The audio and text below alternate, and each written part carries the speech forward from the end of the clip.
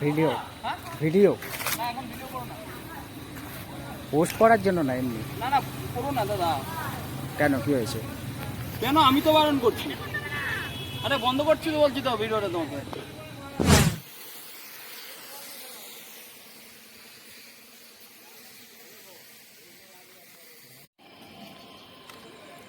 নমস্কার বন্ধুরা, কেমন আছেন সবাই? চলে এলাম আবার একটি নতুন ভিডিও নিয়ে। তো ভিডিওর শুরুতেই আপনারা দেখতে পেলেন যে একটি লোক আমাদেরকে ভিডিও করতে দিচ্ছিল না। তো সেটা কেন দিচ্ছিল না একটু পরে জানাচ্ছি। তার আগে বলে রাখি যে এটা আমাদের চ্যানেলের প্রথম ব্লগ ট্রাই করলাম। কেমন হয়েছে বলবেন। ব্লগ শ্যুট করার আমার কোনো রকমের অভিজ্ঞতা ছিল না, তাও আপনাদের জন্য করলাম। ভাবলাম যে আমাদের গ্রামে পুজো যে প্যান্ডেলগুলো হয় সেগুলোকে আপনাদের সামনে দেখাই। সেটা দেখাতে গিয়ে যা আমাদের সাথে এরকম হবে সেটা আমরা বুঝতে পারিনি। প্রথম ব্লগেই এত বড় একটা ঝামেলা হয়ে গেল। তো আমি এখান থেকে যাচ্ছিলাম ব্লগটা শ্যুট করতে করতে। ওই যে লোকটি মাঠের মাঝখানে বসে আছে নীল জামা পরে, সেই লোকটি হঠাৎ করে বললো যে দাদা ক্যামেরাটা বন্ধ করো। তো আমি জিজ্ঞাসা করলাম যে কেন। তারপরে আমি ক্যামেরাটা বন্ধ করে দিলাম। তারপরে আসল কারণটা জানতে চাইলাম। বললো যে ওনাদের প্যান্ডেলের নাকি আর এক জায়গায় কপি করেছে, ওরকম ছবি তুলে নাকি যে সোশ্যাল মিডিয়াতে পোস্ট করেছে, আর সেই দেখে নাকি কে কপি করে নিয়েছে, তার জন্য আমি তো বারণ বলছিল যে করছি। বন্ধ করতে। আরে বন্ধ করছি তো, বলছি তো লাইফে ভিডিওটা প্রথমবার তোমাকে। ব্লগ শ্যুট করতে গিয়ে যে এরকম হবে সেটা কখনো বুঝতে পারিনি।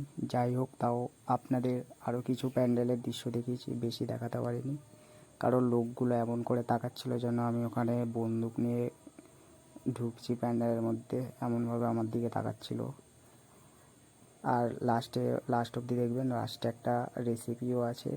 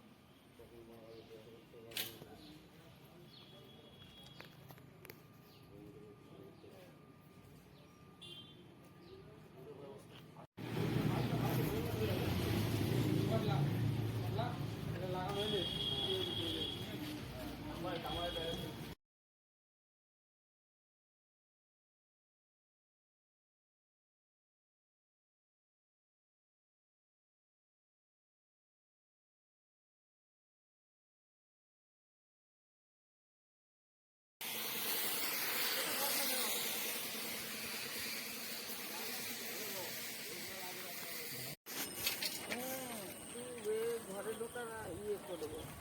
এর আগে একখানা ছিল, ফাঁকা পেলে দেখতে, সেটা তো এখন দেখতে পাই না।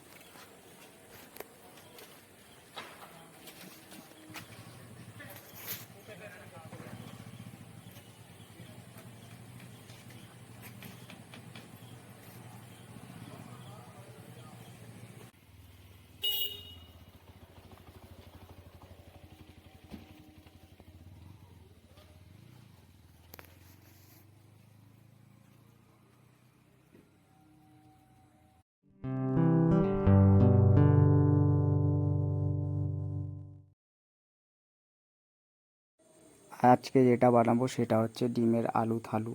সেটা বানানোর জন্য আমরা এখানে ময়দা, আলু কুচিয়ে নিয়েছি, বাদাম, কাঁচা লঙ্কা আর পেঁয়াজ। এবার আমরা ময়দাটার মধ্যে জোয়ান দিয়ে দেবো, আর রিফাইন তেল দেবো, নুন দেবো,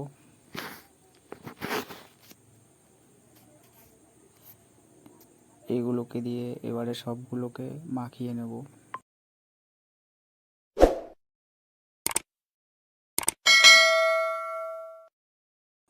ভিডিওটা প্লিজ একটা লাইক, সাবস্ক্রাইব এবং একজনের কাছে শেয়ার করে দিন। আপনারা যদি সাপোর্ট না করেন তাহলে আমরা কোনোদিনও এগোতে পারবো না।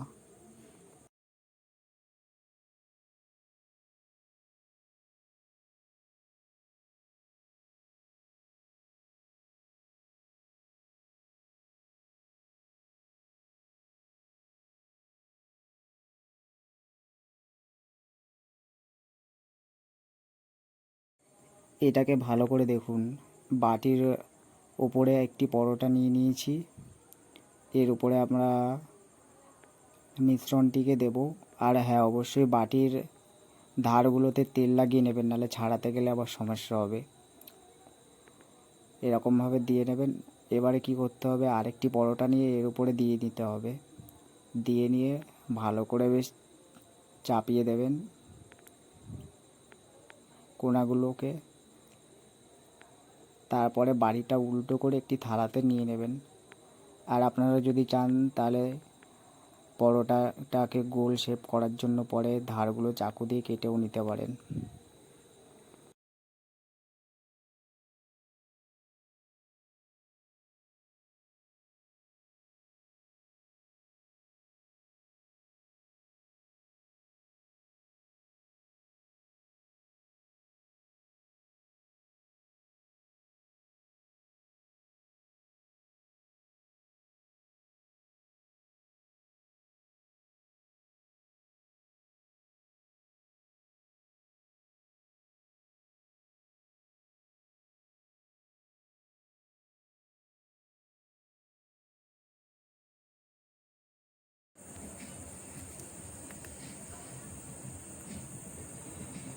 এবারে সবগুলো হয়ে গেছে। এবার একটি চাটুর উপরে নিয়ে নেব। আপনাদের যদি চাটু না থাকে তাহলে কড়াইতেও করতে পারেন, চাটুতে করলে সুবিধা হয়। এবারে আমরা এগুলোকে একে একে সব ভেজে নিয়ে সার্ভ করে নেব।